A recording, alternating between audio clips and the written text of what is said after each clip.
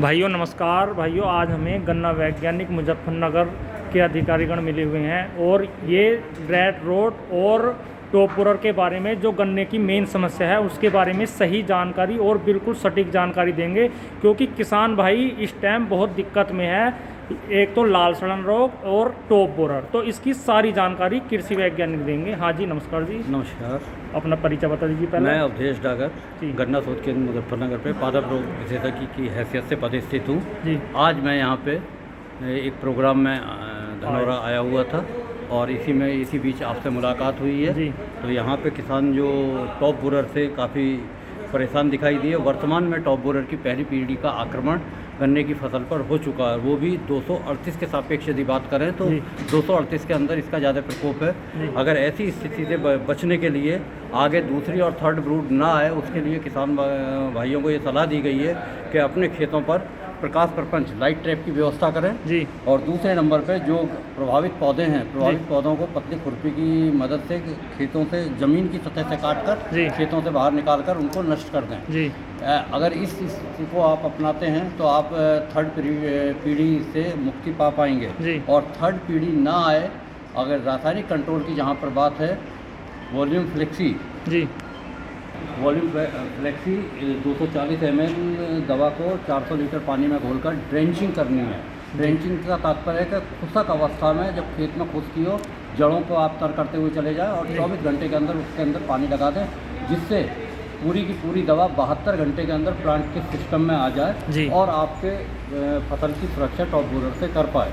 यदि कुछ किसान भाई ऐसे हैं जो इस दवा का प्रयोग नहीं कर पाए हैं और जुलाई अगस्त में यदि गन्ना बड़ा हो गया और टॉप बोरर का प्रभाव उनको दिखाई दे रहा है, ऐसी स्थिति में 5 किलोग्राम वर्टा को प्रति एकड़ की दर से नमी की अवस्था में जड़ों के पास बिखेर दें ताकि आपकी फसल की सुरक्षा हो सके और आगामी जो 5वीं और 6ठी पीढ़ी आने वाली है उससे आपकी फसल को बचा। अच्छा एक जानकारी दीजिए, जैसे कई नई गन्ना किस्म है उसमें टॉप बोरर कम आ रहा, तो उसमें छिड़काव की तो कोई ज़रूरत नहीं है?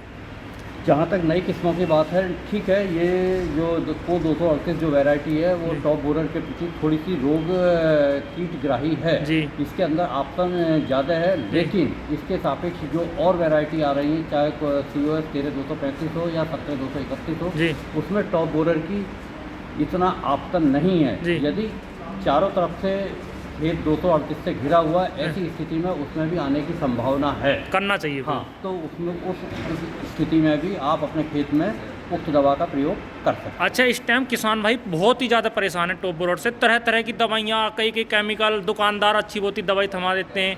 उसके बारे में एक जागरूकता दीजिए किसानों को कि इतने केमिकल मिलाने चाहिए या कितने दिन पर स्प्रे करना चाहिए, क्योंकि किसान क्या कर रहे हैं, जैसे आज स्प्रे करा, तीसरे दिन गिंडान नहीं मरी तो तीसरे दिन फिर स्प्रे कर देते हैं। इसके बारे में बताएं। एक्चुअल में है क्या कि ये नेचर है, इकोसिस्टम है, इकोसिस्टम के अंदर कीड़े को भी रहना है और गन्ने को भी रहना है जी। और कीड़े की एक आदत होती है, जितने आप ज़्यादा से ज़्यादा और उल्टे सीधे इंसेक्टिसाइड का प्रयोग करोगे उतना ही इरिटेट होकर वो और ज़्यादा एग लेइंग करेगा। ऐसे में किसानों को सलाह दी जाती है कि किसी भी दवा का प्रयोग करने से पहले वो 3 सवाल अपने आप से अवश्य करें कि दवा को कब डालें, क्यों डालें और कैसे डालें। जब ये सवाल करेंगे तो निश्चित रूप से जब उनको उसका उत्तर नहीं मिलेगा तो अपने समीप में सोसाइटी में जाएंगे या संबंधित मिल में जाकर उसकी जानकारी करेंगे। ऐसी स्थिति से बचने के लिए किसानों को ये सही सलाह दी जाती है कि मई का जो ये अब सप्ताह चल रहा है, इस टाइम जो है वॉल्यूम फ्लेक्सी का स्प्रे के लिए टॉप बोरर के लिए सबसे उपयुक्त और समय है। और वैसे टाइमिंग दिन में किस टाइम करनी चाहिए? दिन में एक्चुअली ये खुशक खेत में करी जाती है। खुशक खेत में करने का तात्पर्य ये है कि अगर नमी की अवस्था में करेंगे तो नमी किसान मेंटेन नहीं कर पाता।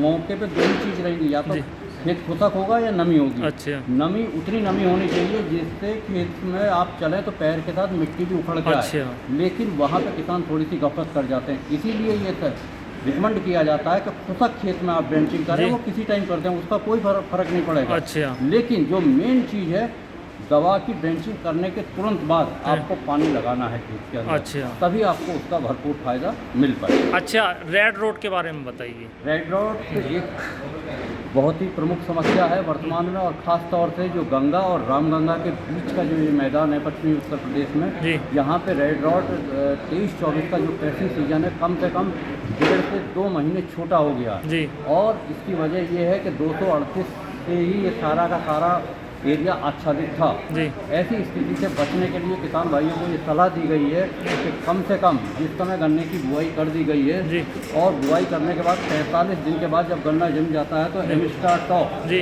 160 ml को 200 लीटर पानी में जी घोलकर जी और पूरे पौधों के ऊपर स्प्रे नहला देना चाहिए। नहलवा दें जी और 2 हफ्ते या 3 हफ्ते के बाद जी एक बार पुनः इस डोज का रिपीटेशन कर दें ताकि आपके जो आने की संभावना हो तो उस चीज़ को इस रोग से दवा दूर कर पाएगी आपको। अच्छा, उससे पहले अगर जैसे कि जुताई के टाइम, पहली जुताई के टाइम ट्राइकोडर्मा का घोल बनाकर डाल दें और उसके बाद एमिस्टार टॉप डाल लें तो डबल रोकथाम हो जाएगी। जिस समय आप खेत की तैयारी कर रहे हैं जी। उस समय खेत में आप ट्राइकोडर्मा गोबर की सड़ी हुई खाद में 10 किलोग्राम प्रति हेक्टेयर की दर से आपको यूज करनी है। जी लेकिन एक बात का विशेष ध्यान रहे कि ट्राइकोडर्मा के साथ ये जो रासायनिक दवाएं हैं हाँ। ये अलग अलग समय पर पड़ें, जी। एक साथ नहीं पड़ेंगी, नहीं तो उसका एंटागोनिस्टिक इफेक्ट देखने को मिलेगा, जबकि हम चाहते हैं कि उसका रिजल्ट आपको सिनर्जिस्टिक हाँ। रूप में देखने नहीं, को किसान भाइयों को ये एक इस बारे में जानकारी नहीं है ना, हाँ, तो वो किसान दोनों एक साथ डाल देते हैं। तो किसान भाइयों को इस बारे में ये स्पष्ट रूप से कहा जा रहा है कि जिस समय खेत की तैयारी कर रहे हैं उस समय तो आप ट्राइकोडर्मा का गोबर की सड़ी हुई खाद या सड़ी हुई ट्रेसमेंट में इस्तेमाल करें जी और जब गन्ना जम जाए 45 से 50 दिन के बीच में हो जाए उस टाइम आप एमिस्टार टॉप का स्प्रे कर अच्छा, सकते हैं। एक जानकारी और दीजिए, जैसे कि 0238 गन्ना खड़ा है जी। बीज के लिए और उसमें कोई गन्ना उसका रेड रोड से ग्रसित है तो उसका बीज लेना चाहिए या नहीं? अगर कोई गन्ना इस टाइम जो किसान लेट प्लांटिंग के लिए जो खेतों में गन्ना छोड़ रखा है उसमें 2 स्थिति में आपको गन्ना दिखाई देगा। जी। नीचे का गन्ना तो बिल्कुल आपको सही दिखाई देगा, लेकिन ऊपर का जो गन्ना है वहाँ पे सेकेंडरी इन्फेक्शन की वजह से वो रेड रॉट से ग्रसित दिखाई दे रहा होगा। जी।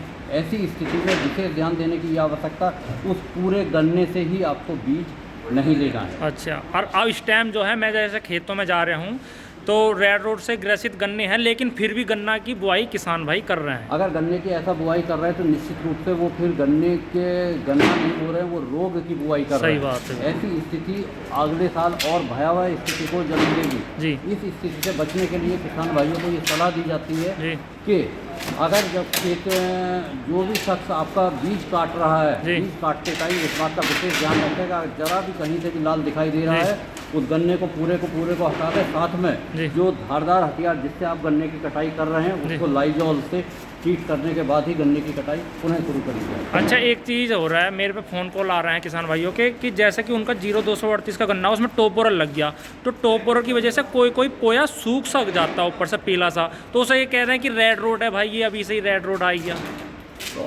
टॉप बोरर और रेड डॉट दोनों के लक्षण अलग अलग रूप से परिलक्षित होते हैं। जी। टॉप बोरर के जो लक्षण होंगे वो बीज की गोप उसमें सूखती हुई दिखाई दे रही जी। होगी। पत्ती को यदि आप खोलेंगे जी। तो छोटे छोटे छर्रे नुमा एक सीड में छोटे छोटे छेद दिखाई दे रहे होंगे। जी। अगर ऐसे लक्षण दिखाई दे रहे हैं तो ये टॉप बोरर से ग्रसित पौधा है। जी। लेकिन इस समय रेड डॉट का जो है प्राथमिक सेकेंडरी लक्षण जो सूखने वाला है, पीला पड़ने वाला नहीं दिखाई देगा। जी। वो लक्षण मई के लास्ट में आपको रुद्राक्ष की जो माला है पीछे की तरफ दिखाई देगी, जी। वर्तमान में इस समय नहीं दिखाई दे रही है। जी ये एक बेसिक पहचान है कि ये टॉप बोरर से ग्रसित है या रेड डॉट से ग्रसित है।